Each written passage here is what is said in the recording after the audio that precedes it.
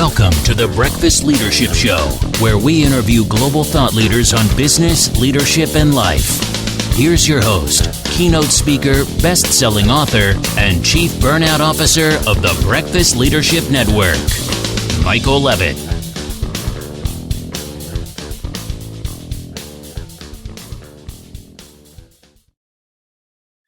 Welcome back. I've got Andy Cagnetta on the line. Andy, how are you? I'm good. Thanks for having me. I'm looking forward to this conversation. You do some amazing work in business as far as business sales, valuation, and all that. So why don't you share a little bit about you and the business, and we'll dive right in. Yeah, sure. My name's Andy Cagnetta. I'm the CEO of Transworld Business Advisors. We are a worldwide business brokerage system. We are a franchise. I did start the company from one office in Fort Lauderdale and grew it to 10 offices in Florida, which I still own and manage. And then we franchised with United Franchise Group. And now we are a franchise of about 250 offices, about 700 people selling thousands of businesses a year. So we have a lot of experience and we just want to help entrepreneurs be successful.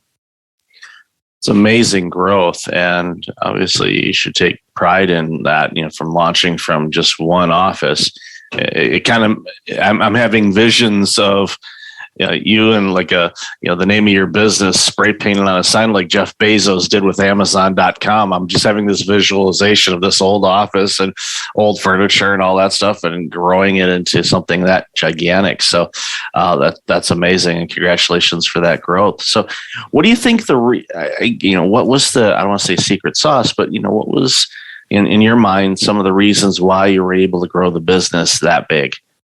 I think it's about supporting people.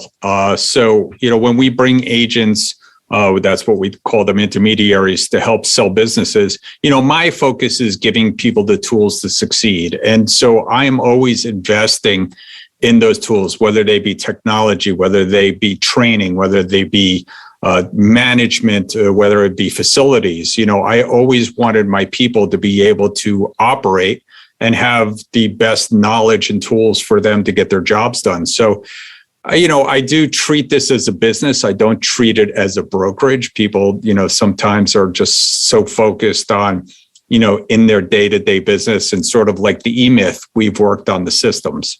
So. Well, it speaks volumes, and I think you nailed it as far as the foundation when you're wanting to set up your agents to be successful and giving them all the tools and everything they need to do their job and be able to be successful. That's how you can grow. And I see too often with organizations that are struggling, they don't have that infrastructure in place as that foundation of, let's make sure that our team, whatever job title you want to give them, has everything they need in order to be successful and grow, both personally and professionally.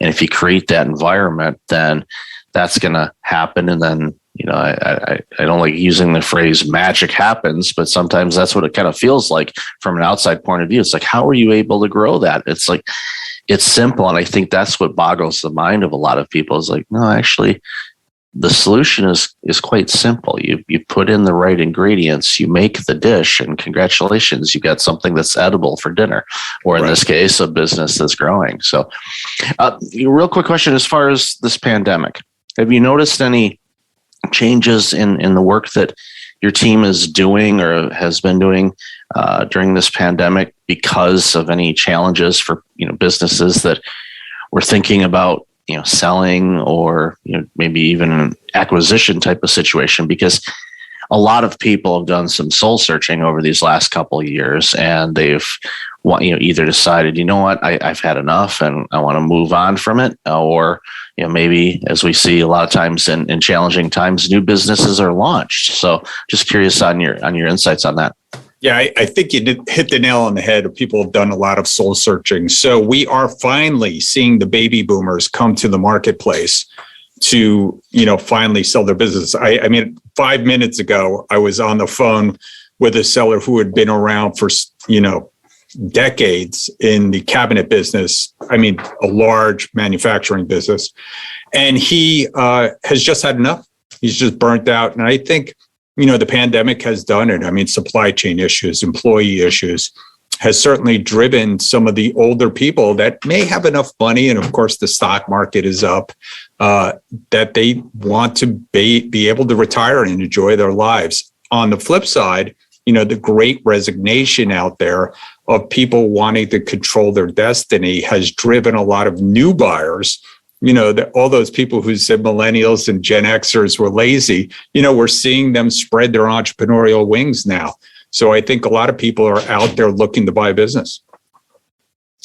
Yeah, I'm seeing the same thing where there's a lot of new innovation, and being my own, business owner and all of that, and those that are, have never ran a business before, you make sure you get plenty of rest. That's one thing that's important, because you underestimate, the workload that it takes to be a business owner and run a business. So seek out and, find mentors and, find people that can guide you through, not only launching your business, but running it. And as we talked about a little bit in the pre-shows, have an exit strategy, map it out. And a lot of times people don't like doing that, just like end of life planning. A lot of people don't like doing that, but it makes things easier as you approach that time. And the same thing with your business, going, okay, let's have a general idea. But as you said, this pandemic, I think, has fast forwarded that a bit for some people because of the supply chain challenges that are constantly, raising their ugly head, and, the great resignation and people that are just wanting to do something different. And we'll see that pendulum swing back, I anticipate. To what degree, I don't know. But, right now, because we're still in the pandemic, and depending on where you live, it's a little bit more prevalent than others. But at the end of the day, I think, it will stabilize out. But, we'll pick on the service industry for a second. I was part of a talk, and there was a research group in Toronto, Ontario, where I split time between here and San Diego. And they were talking about 25% of the jobs that existed, and this was 3 years ago, 25% of the jobs that existed in 2019 will no longer exist in 2030. Not because of economic downturns or recessions or anything like that. It was automation and new ways of doing things are going to eliminate the need for those jobs. So it's one of those things where I think the pandemic may have fast forwarded that a little bit in some instances, and it's really going to be interesting to see what people do for work and what businesses do. And it's a great opportunity to be creative. That's for sure. Yeah. I mean, with change comes opportunity. So I think it's a great time to go into business. And I think, those businesses that have been around for a long time, I love them. And the opportunity to change them and leverage things like, look, we're on Zoom and we're video chatting. We could do business anywhere now. We could hire people almost anywhere now. It really has flattened, flatten the world, as the book says. The world is flat. It has certainly made the world more flat, and I think that's going to create more opportunity for businesses. And those businesses that can pivot, or those businesses that could get younger people in that have a different way of looking at things and have a different way of hiring and treating those employees, I think they're going to win. And I think there's a ton of opportunity. Like you said, you do have to work hard. One of our sayings is, listen, the nice thing about owning a business is it's flexible. Your hours are flexible. You can work any 24 hours a day you want to work. Pretty much. And there are days where you're trying to squeeze an extra 3 hours into those 24. And unless you bought a deflective clock somewhere that has 06 02 or something, like military time, it's like, wait a minute, that doesn't exist. It's like, what there's days that feel like that. So for business owners and entrepreneurs that are listening right now, what are some things that they can do? It doesn't matter. Yeah, maybe they're into the business a few years. What are some things that they can do that can help the process of maybe winding down the business, selling it off in a few years, that would make your job easier? What are some of the common things that you constantly have to coach people to do. And if they did it, it would prepare them to be a little bit better to be able to sell their business. Yeah, I talk about it. I have the top 10 things, and 3 of them, I won't go through all 10, but 3 of them are keep better books and records. So anything you could do to make sure that your profits are up, your sales continue to go up, you're not brutalizing your P&L statement for tax purposes to the point where we can't find the money. You're not winding down your business over the last few years, because that's the kiss of death as far as valuation is concerned, and as far as getting financing for the buyer from the SBA. So if you can have a strong 3-year run where your balance sheet looks good, where you're cleaning up your receivables, where you're cleaning up your inventory, and you have a nice business that's making money, that has a capacity to grow, that makes our job much easier.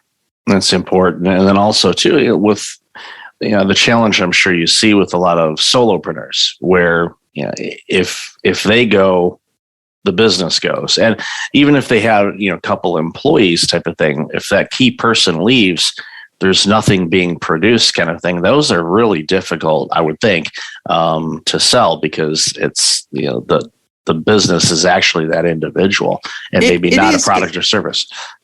Yeah, it's getting somewhat easier, though. I mean, the nice thing is that people's skills are pretty transferable. We sell dental practices. We've sold psychology practices. You're going to a psychologist and all of a sudden it's someone else the next day. For the most part, people's habits change. People hate change, right? So if they're going to a dentist, they're going to a psychologist, they're going to a dry cleaner, even they're going to a seamstress, even though that it's very specialized work, and they don't want to change. If they're, if their person who's leaving recommends this person, says they'll mentor this person, for the most part, they stick around. Now, those businesses might not sell for as high a multiple because of the fear that they're the business, but they're still sellable. And I do think one of my predictions in the future for my industry is that we will be selling gig economy jobs where, say, graphic artists will be able to sell their Fiverr account or their Upwork account and be able to trade those things. We're already seeing people selling their Amazon stores and their eBay stores. We're moving forward on all of that. So one of the things you did, and the many things you do, is you created a book. So let's talk about that book. What's it about, and what are some of the highlights in it?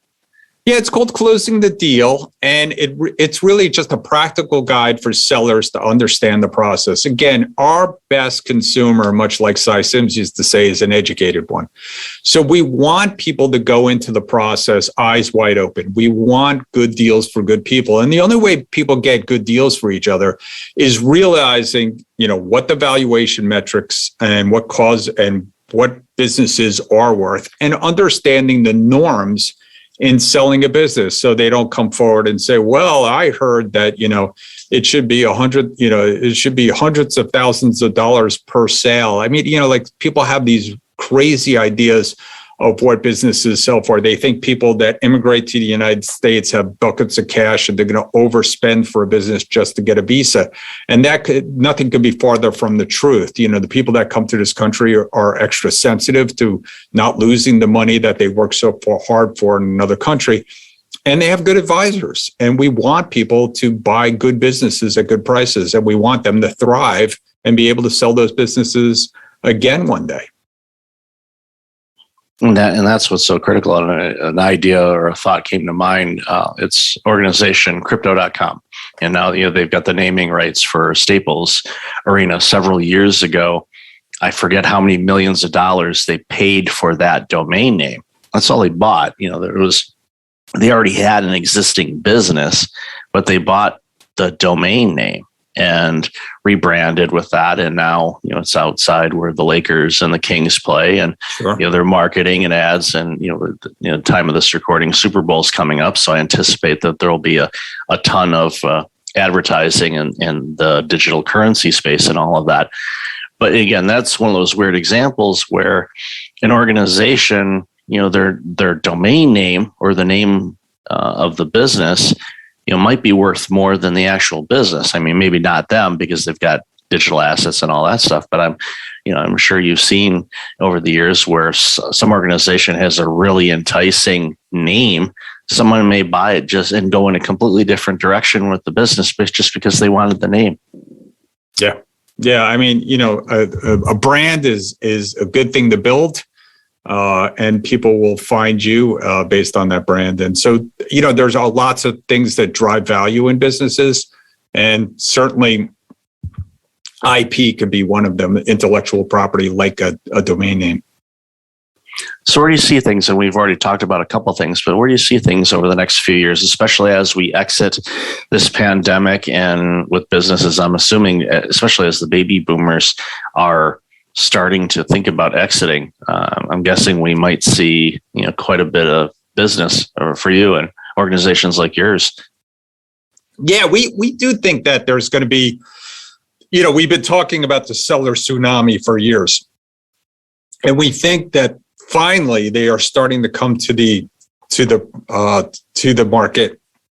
And we think finally there might be a flip from where it's a seller's market today and buyers are out there in huge numbers, scrambling for businesses, having to overpay for businesses, and there's low inventory. We think that this will be the year that it starts to flip, that we finally start to see more sellers than there are buyers. And in fact, there's some predictions that it'll be a great time for businesses to be, acquisition minded and actually grow their businesses through acquisition. So we think it's going to be a great time in our industry. I love the fact that it's becoming more and more common for people to buy and sell businesses. I do see the market opening up. I do see there being more of a trading floor for buying businesses someday. That might be Biz by Sell. It might be another kind of platform, but I do see more people being able to buy businesses. Like you said, crypto exchanges. There's certainly crowdfunding. I think that'll go on for people to buy pieces of businesses. I predict someday that there'll be a way for you to buy shares in a local business that you like. And, all those things they're working through SEC regulations, they're working through, but I do think that that'll come to pass.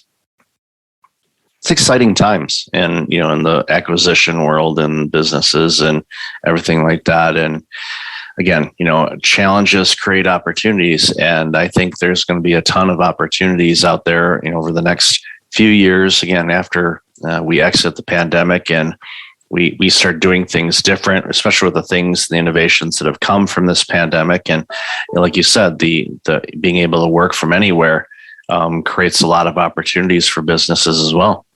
Yeah, I think it's a great time to specialize in things. And you can be sought out as an expert from almost anywhere in the world. I've encouraged my own kids to do that. I don't care what you do, just specialize it and get really good at it. There's long tail marketing books and those kind of things where you could really market yourself worldwide these days. And, to small business owners, that's the other thing I would just give them a piece of advice is it is about marketing. It is about getting out there. You have to spend money to make money. Like you said, the crypto guys, they bought that that website name. It probably cost them a very pretty penny, not pennies, probably tens of thousands of dollars, so millions. And it's going to be worth it to them. And sometimes you have to make investments in advertising and marketing and IP that you're not going to get a direct or immediate return for, but you got to play the long game. And that's like with everything, success is a long and winding road, but if you stay on the road, you will get to the destination that you want to have. So, and I've loved this conversation. Where can people find out more about you and this amazing work you're doing? It's tworld.com is the easiest way, TWORLD.com. You can certainly look me up on LinkedIn or email me at ac@tworld.com. Happy to have a chat with anybody. That's awesome. And I'll definitely have that in the show notes. So Andy, thank you again for your time today. Really appreciate it. Thank you, Michael. Great talking to you. Thanks for listening to the Breakfast Leadership Show, part of the Breakfast Leadership Network. Visit breakfastleadership.com for tips on empowering your business and your life.